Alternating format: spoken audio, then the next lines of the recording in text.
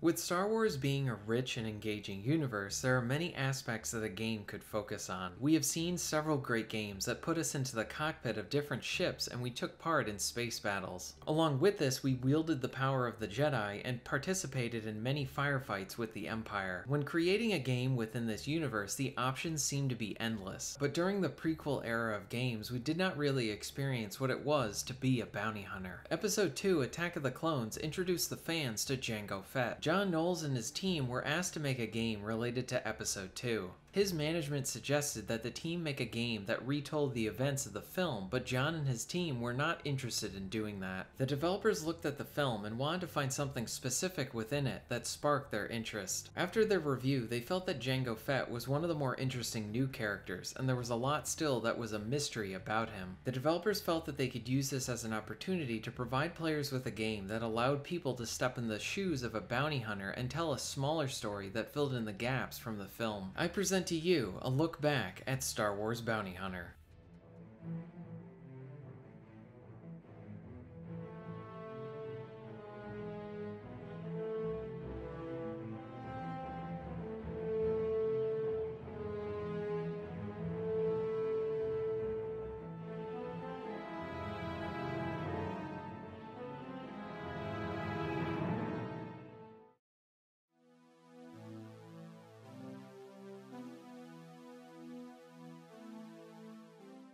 John Knowles was responsible for working on several Star Wars games in many different capacities. He served as an artist on Super Star Wars X-Wing, and Star Wars Dark Forces. For the N64 and PC, he was the director of an original Star Wars game called The Shadows of the Empire. He spent a large amount of his career working within the universe and playing around with the different worlds, characters, and relationships. Years later, he was the lead for another team and was tasked with making a game based on Episode 2, Attack of the Clones. But the developers did not want to retell the events from the film. They used this as an opportunity to tell an original story focusing on one of the interesting new characters from the film, Jango Fett. The team leads came up with a general outline about the areas that they wanted to tackle and show in their game, like how Jango was chosen for the clone army, how he got his ship, and along with other details that they wanted to have in their story. The team submitted their outline to George Lucas and he approved all of them, and with his blessing the team began work on Star Wars Bounty Hunter. In addition, George didn't just provide his blessing, but he provided his own notes and suggestions building off the ideas the team provided. The story was going to focus on fleshing out Jango. The developers wanted to focus on his bounty hunter activities while also showing that Jango had a fair amount of depth to him from his personal moral code, which in the right light could show Jango as a hero. At the same time, they wanted to show how dangerous the life he led. Through the story, the writers wanted to show how Jango was only interested in the money at the start and how that grew into something different by the end of the game. To keep Jango authentic to the film, the developers ensured to cast the same actor from the film to voice him in the game. With Jango being a bounty hunter and armed with several weapons and gadgets, the developers needed to keep all of this in mind when making their levels. For example, Jango's jetpack allowed them to play in a different space, since at any moment he could fly off to another location for a better position. The different gadgets from the guns, grenades, his flamethrower, rockets, and all of this meant that the player would have a nice selection of weaponry to use against the many criminals that they would encounter. The game designers used Jango's pistols as a way to incorporate a means to use these weapons more effectively. The designers used a dual-armed auto-aiming system of sorts that would allow Jango to easily target two enemies at once while in combat. This would allow the player to manage multiple enemies easier and show off the proficiency of Jango's abilities. As a means to earn secrets, the player could find optional bounties to mark and claim them throughout each of the missions. Star Wars Bounty Hunter was aiming to be an engaging game that opted to provide more backstory on one of Episode 2's most interesting new characters. The developers used this as an opportunity to avoid retelling the same story as Episode 2,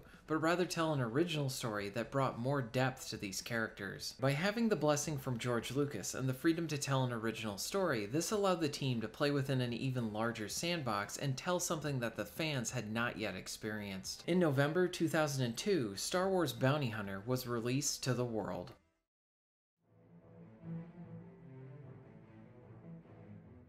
Star Wars Bounty Hunter puts the focus of its gameplay on intense third-person shooting. Jango's main means of attack are with his dual pistols. His pistols will fire as fast as you can hit that fire button. With this being an older title, the shooting is focused on using a lock-on to effectively target enemies. A neat aspect with the pistol is how Jango will react when you have multiple foes charging at you. When locked onto an enemy, you will solely focus on that foe. But if there is more than one enemy, then your left-handed pistol will auto-target onto another enemy as a means to thin the herd. I like the use of the dual weaponry. Essentially, it allows you to focus on shooting enemies, dodging enemy fire, and then the auto-targeting of your left-handed pistol allows you to multitask easier and not get overwhelmed. You never need to worry about your ammo for your pistols, and they do a decent amount of damage and get the job done in most firefights. The sound effects are authentic and great as well. With this being a teen-rated Star Wars game, there isn't any blood and gore, but the death animations really make the shooting rewarding. Enemies will jump and fly into the air when they die. It can be pretty comical and it only factors into the fun. Overall, I really like Jango's pistols.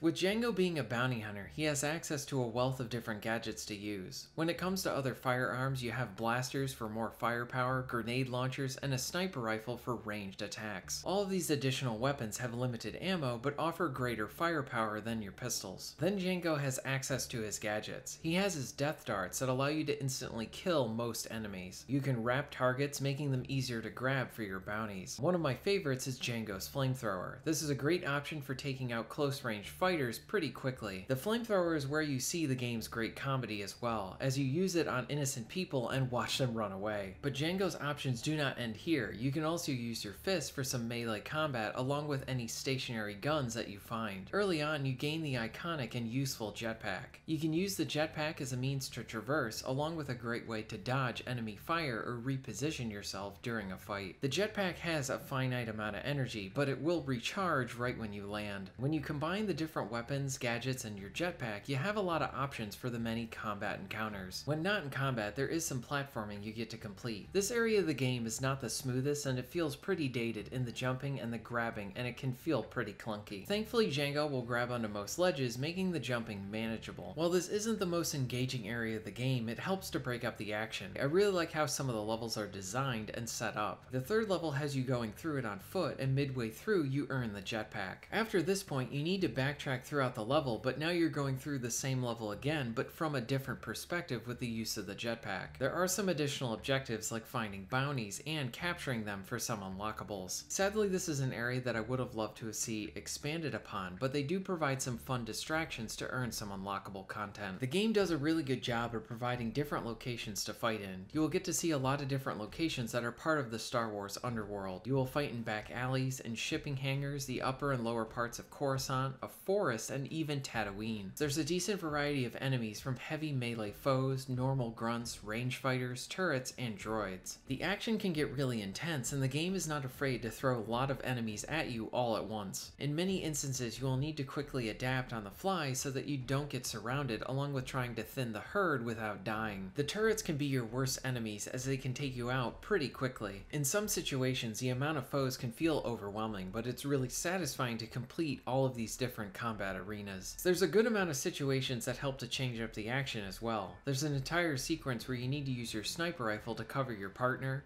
fighting enemies on different elevations, boss fights, and some cool sequences that mix up the use of using your jetpack and fighting enemies. The game is not a cakewalk either, and in many ways it can feel really cheap. But when the game is acting just right, I found these hard situations to be rather enjoyable to overcome. When you die in Star Wars Bounty Hunter, you need to use one of your 5 continues to keep fighting. I am sort of in the middle with the use of this continue system. While I was playing one of the prison levels, I was dying in a few spots because I was running into some of the turrets, and they can hit you pretty quickly. Eventually I was down to 1 continue, and if I die, then I need to restart the entire level over again. So while on my last life, every moment felt even more intense since the stakes were even higher. In this way, there's an old school charm to the use of the continues. The use of them created some extra tension and excitement for the times that I was low on them. On the flip side, the use of the continue system can be really annoying, especially if you're in a situation where you lose all of your lives and you're towards the end of the level and now you need to restart the entire thing over again. Now, I did have a situation where I did die at the very end of a level, and while I was very frustrated with this, it was very satisfying to learn the level and then give it another go and succeed. This is why I feel like I'm in the middle with the use of the continue systems, but I also feel like the system could be refined. Now, I could lean more into liking this continue system more if the game was not full of sequences and areas that cause cheap deaths and quickly cut into your continues. Turrets are a good example of this because they have great aim and can take you out really fast. There is one sequence in one level where the bridges get blown out, and these can cause you to quickly fall to your death. In other areas, you have enemies that can cause too much damage and you don't really have much breathing room. Essentially, if the game was more refined, this continue system would feel less cheap in places. Along with this, if there was a way to earn additional continues during the levels, that would also help. Maybe the game could have additional continues hidden away or attached to side objectives and challenges. There are other flaws present within the game as well. The one that you will probably notice right away is how the camera has herky-jerky movements with it. This isn't the best third-person camera you've seen. Another issue I had was losing all of your equipment that you pick up in one level to the next. So if you save some of your more powerful blasters for a later fight, you're going to lose them going into the next level. The lock-on for the shooting is functional, and for the most part it works for most of the game, but it can also be the reason why you die in some of the later stages. If you are trying to both shoot at enemies and fly to safety, the camera will whip in the direction of the lock-on, which can cause Django to fly in a completely different direction, and this can cause you to die. The general platforming is another area that could use refinement. It mostly gets the job done, but this area does feel a bit rough. There are instances of large difficulty spikes, especially in some of the later levels where you are easily swarmed. Some of these levels will take a lot of patience and determination to beat them. Star Wars Bounty Hunter is an odd game for me to talk about because it both feels like a flawed game and an underrated one. There are many areas where the game does feel rough and cheap and could benefit from more refinement. And on the other hand, there are many sequences that are really enjoyable, especially with some of the firefights, gadgets, and boss fights. Bounty Hunter is not a game for everyone, but I do think it is a game that everyone should at least try, especially for Star Wars fans.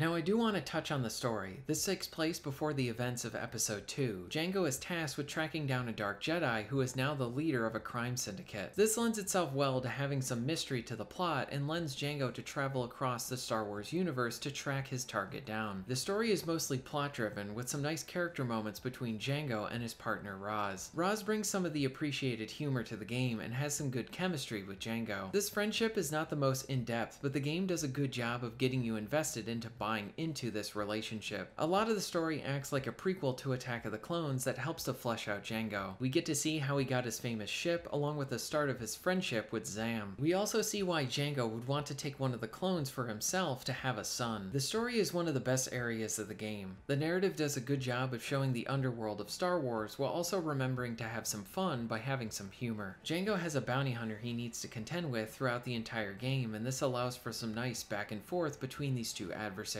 Star Wars Bounty Hunter also includes some nice extras. You will earn these funny outtakes after beating the chapters, and I love seeing this stuff because you just don't see this type of stuff in video games anymore.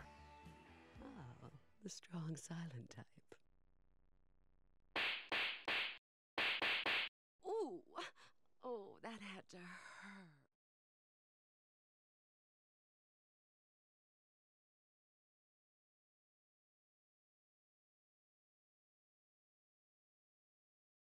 For a special prey.